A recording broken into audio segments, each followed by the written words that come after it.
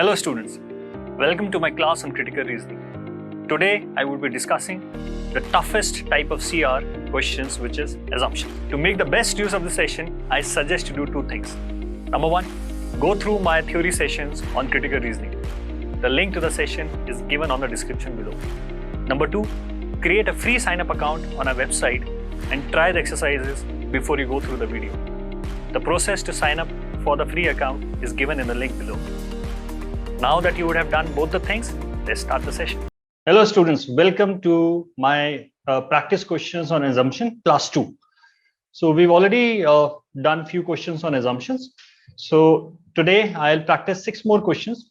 You might find it slightly difficult. The difficulty level as compared to the previous question is slightly on the higher side. So let's go about this. Okay. So I'll start with the solution directly. You can always pause the video, solve the question, and then come to the solution part of it. Okay. So here, which of the following is an assumption that would allow the conclusion above to be properly drawn? So first of all, you need to understand what is the conclusion. The conclusion is every year it will be necessary for all high-risk individuals to receive a vaccine for a different strain of virus. So every year, this category, high-risk individuals, will need a different strain of virus, not the same, a different strain of virus. And what is the premise? To protect against the strain of influenza most likely to be prevalent that year. So you give vaccination for that virus, which is most prevalent that year, and therefore every year you need a different strain of virus.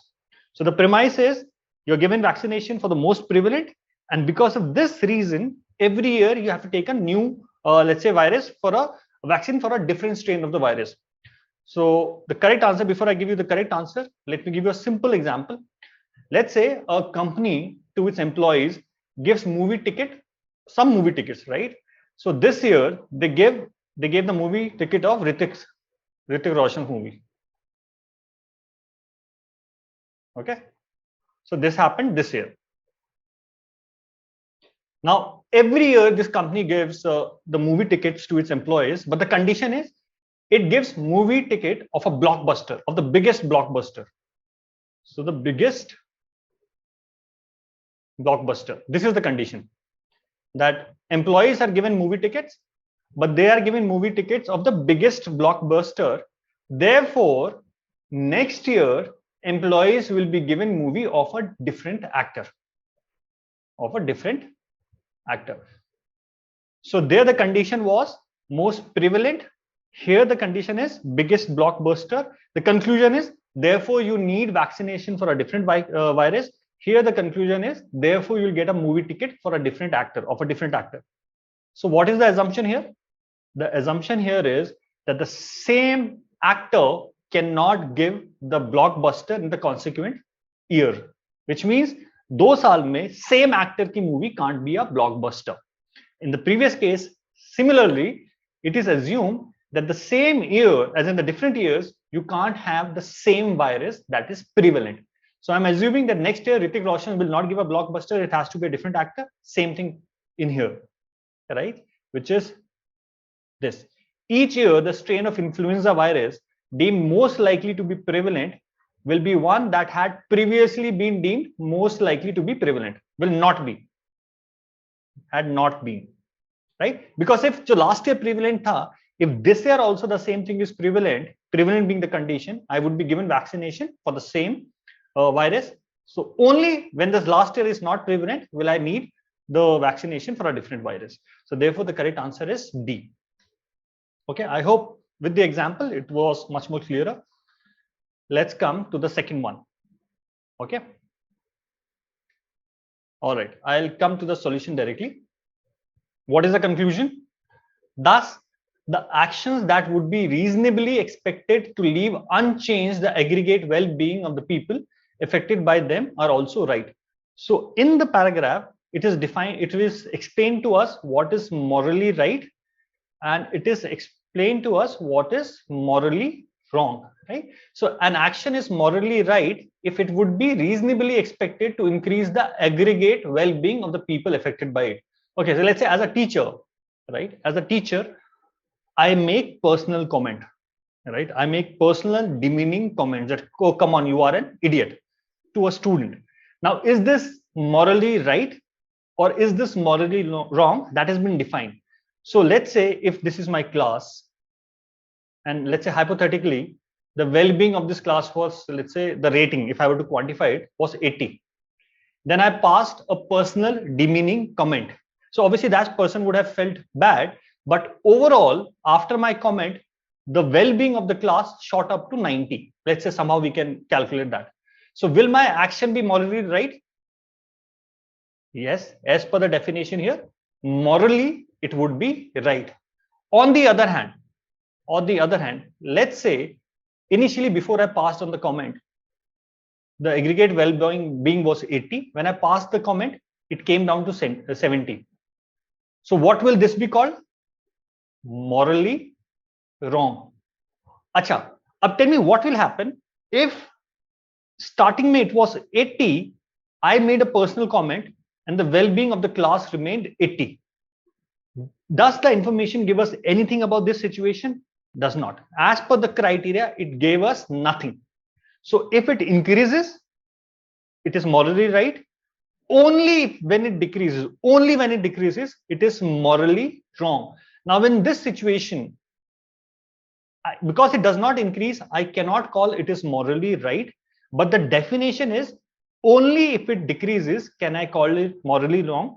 So in this situation, one thing which I can say for certain is that this will not be morally wrong. I cannot call this morally wrong because how has it been defined? Only if it reduces the aggregate well-being. So this part, this action, because it does not reduces the moral well-being, aggregate well-being, it cannot be called morally wrong. So something which does not change the aggregate value as per the criteria, I can only call it is not morally wrong. That could have been a strong conclusion. But what does the author says here? Therefore, thus actions that would be reasonably expected to leave unchanged the aggregate well-being of the people affected by them are also right. This I could not have concluded from the information given above. I could have only concluded that this cannot be called morally wrong. This is similar to one question which I did, one question which I discussed in my previous class, right? So I could have concluded this, but they concluded that this is morally right, which means there has to be connection between something that I could have concluded and something that is concluded. I could have concluded that this is not morally wrong, but what have they concluded? That this is morally right. So the assumption is something which is not morally wrong is morally right. And therefore, the answer is, once again, this one, C. This is C. Refer to my previous exercise. In that, I have discussed a question similar to this. Okay, now let's come to question number 3. Interesting question. All right. Again, you may pause it for a while. I'm coming to the explanation. Okay.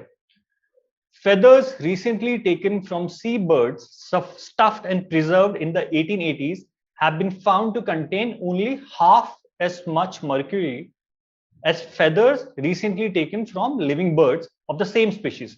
So you took feathers from same species but different time period, 1880s and current, and you compared the mercury level. Now, how does mercury level accumulate?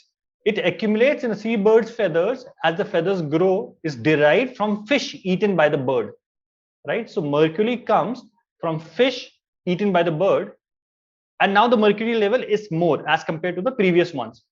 So from this results, the author is concluding something. It is concluding that mercury levels in saltwater fish are higher now than they are 100 years ago. So let me give you a very simple example from which you'll understand what is happening in this paragraph. Okay. So sorry for this disturbing image, but let's say this is my great grandpa's teeth. We preserved it, right? And then you're comparing this teeth with my teeth. Okay. Look at my teeth. Yeah. And we are comparing the calcium level. let's say my grandpa, half, okay, so he had some 50 units of calcium and I have 100 units of calcium. And the only source of calcium, let's say, which our teeth can get is from glass of milk. Right? So my great grandpa also had glass of milk and I also had glass of milk, but his teeth had 50 units of calcium and my has 100 units of calcium. So the author is concluding on the basis of this that the milk now has more calcium level as compared to my grandpa's milk, which he used to have consumed. So there are, if I were to pre-think, I can make one assumption. One assumption that I can make is the author is assuming that both of us had the same quantity of milk. That's the basic assumption, that let's say if he had 1 glass of milk, even I had 1 glass of milk. Then this is a fair conclusion, because if both of us are consuming the same amount of milk and milk is the only source of calcium that my teeth can get, so it's a fair conclusion that since both of us had the same quantity of milk, my milk had more calcium. But this choice is not given, right? The other assumption is we are assuming, see, I have preserved my grandpa's teeth. You are assuming that no amount of calcium is lost due to preservation. You might lose calcium, right, because of the preservation. So you're assuming that nothing was lost. That's why the comparison will make sense, which is choice number this one, D. Because if this would have happened, then my grandpa would have much more or equal calcium as my teeth have. So that is an assumption that you did not lose quantity because of preservation. All right. Now let's come to question number 4. Again, this one is mathematical oriented. You will pause the video, then come back to the solution. I'm directly going to the solution. Okay. Yeah. So let me first explain what is happening here. So I'm, instead of talking about can and aluminium, I'm talking about a class, right? So let's say class L has total marks, if you include whatever students would have got, is 500. Average mark that a student score in one particular subject, in the subject we are talking about, is 50. Total marks in the class were 500. So how many students would be there in the class? This would be 1 second. 500 divided by 50. So you have 10 students. So I'm just trying to convert the technicality there into a simple language. So in class L, the total marks scored by the students 500. Average that a person scores is 50. So how many students would we have? 10. Now let's say we moved all of these students to class M. There was can L and can M. So I've converted that into class L and class M. So I move all of these students to class M. What happens there now? Class M, these marks goes to class M now. So class M will have 500 marks which came from class L. Now, as per the paragraph, it says that whatever the total marks of class M are, 50% come from class L. I know how many marks came from class L? 500. So this is 50% of total marks of class M. So what will be the total marks of class M? If 500 is 50%, 100% would be 1000. Right? This is what is happening. So basically, now total marks of class M is 1000. Average marks that a student scores is 50. So what will be the total students in class M? 1000 divided by 50 or 20. So 20 students are total now in class M, out of which 10 moved from class L. And therefore, the author is concluding that M contains twice as many cans as L, or M has twice as many students as class L had. So makes sense, right? Complete sense. I'll again repeat what is happening here. So I just build a scenario that, okay, let me take that in class L, total marks you had were 500. On an average, student scores 50 marks. So how many students will you have in class L? 500 divided by 50, which is 10.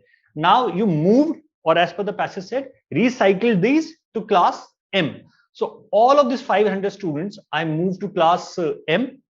So class M will have 500 marks, which came from class L. The paragraph says this is 50% of the total marks. So if 500 is 50%, what will be the total? Total will be 1000. So total marks of class M is 1000. You divide it by 50 because on an average, a student scores 50. Why have I taken average 50? Because it says aluminum soft can on an average contains same amount of aluminum. So that's why I took 50, same. So how many students do I get in class M? 1000 divided by 50, 20, which is twice of that of class L. So makes complete sense. But what is the assumption here? The question says, what is the assumption?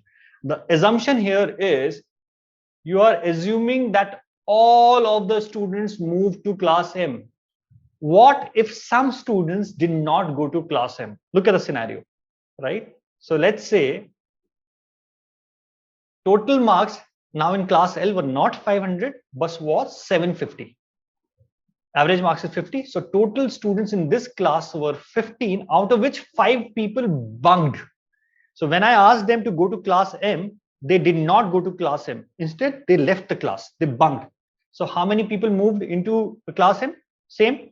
10 people would have moved. Marks would be 10 into 50, 500. Everything else remains the same. So I get 500, 50%. So 100% would be 1000. So I get 20 students in class M now, which is not double the number of students of class L. Because in this case, class L mein there were 15 students. 20 is not the twice of 15. So the conclusion that class M has twice the amount of class L will only make sense when 100% from class L move to class M. If any people would have bunked, this number will not be twice. So the assumption here is all of the students from class L move to class M. And in the language here, what was given to us, it means, once again, this one, option C. All of the aluminum in an aluminum can is recovered when the can is recycled, which is nothing is lost, or no student bunks the class. Tough question, mathematical oriented. Fourth, the answer is C. Fifth, this one I think is a simple question. I think all of you can get this question or would have got this question right. I'll immediately come to the solution. Okay. What is the question says, the conclusion of the argument is most strongly supported if which of the following is assumed. So first of all, we need to know what is the conclusion. The conclusion is this one. Only 3 of his family members will be allowed to attend. When does this happen, guys? It happens. So look at the construction. Okay. Has 4 family members who plan to come to his graduation on Sunday afternoon, but only 3 can join. Why? Normally, graduation is held in the football stadium where there is no limit on a number of family members who can attend. So basically, if 3 people will be allowed, which means there's a limit, that means this time it won't be in the family stadium. He hasn't informed us that it won't happen in the family stadium, but from the conclusion that only 3 will be allowed, that means this time it will not happen in the football stadium. Okay. However, the ceremony is relocated to the gymnasium if it rains, and each graduate receives just 3 admission tickets. All right. So the construct is members, no limit. When will the limit get activated? When you go to gym. When do you go to gym? When it rains. And what happens when it rains? Only 3 members. And this time, the conclusion is Miguel family, only 3 will be allowed. So what can we assume? We can assume that it would rain. This is what an assumption, that it will rain on the day of the event. So which is number, this one. There was only one criteria, right? It's same. You get, if you get 99%, you get into SRCC. Therefore, you will not get admission into SRCC. What is the assumption? That you would not have scored 99%. This was a simple question. All right. Last question of the day, guys. Again, an interesting question. Just go through it. Okay. I'm coming to the solution directly. There were several. Okay. Which of the following is an assumption on which the argument depends? So first of all, what is the argument? Okay, there are several early attempts to forge a reconciliation between Shintoism and Buddhism based on mutual respect among their adherents. The evidence for this includes extant sculptures depicting Shinto gods wearing Buddhist vestments. Okay, so there's an attempt for reconciliation. This is what the argument is. And how do you know that there's this attempt for reconciliation? Because Shinto sculptures depicting Shinto gods wearing Buddhist vestments. To understand this, let's say there are two schools, school A and school B, and they are arch rivals. Okay, now it's saying there is an attempt to forge a reconciliation between these two schools. And how is the author making this conclusion? Because now school A students are wearing t-shirts of school B. So if there's arch rivalry, why will a school student of A will wear a t-shirt in which you have a logo of school B? So that is the premise on which the conclusion is dependent. Okay, that's why they are trying to reconcile the differences, right? So now what is the assumption here? The assumption here is that this is being done with a good intent. What if school A students are wearing t-shirts of school B in which they are making fun of school B? Maybe they could be showing that school A students are dominating school B students. The logo is in top of logo of school B. So they could have been wearing the t-shirt of school B, making fun of school B. That's also a possibility. But for me to draw this conclusion that they are trying to forge a reconciliation, I have to assume that this is done with a positive intent and not with a negative intent. So the answer here is this one, E. You're not doing this with a negative intent, right? So till now, I've done around 14 to 15 questions of assumptions. Today's class, the questions were slightly trickier, slightly mathematical oriented, but good questions. And I'll have one more exercise to start with on assumptions, and then I think that would be sufficient practice for you. And if you're serious about your CLAT preparation, guys, mock tests extremely important. You have to write minimum 40 to 50 mock tests. And what kind of test series you subscribe to, that becomes extremely important, because the test series should come very close to the actual exam. Our test series comes very close to the exam. So we have different difficulty levels. Some are extremely difficult, some are simpler. But what we try to do, or what we have achieved, is our logic comes consistent, is very close to the logic that is being checked by CLAT examination. So as I said, coaching kahin se bhi, test series from Mentis Capital. Do sign up for a free account with us. Look at the content that we have there, and then you can subscribe to our main test series. So yes, prepare. If you're serious for your CLAT examination, writing mocks becomes extremely important, and analyzing them becomes extremely important. Our test series is best in the market. Thank you.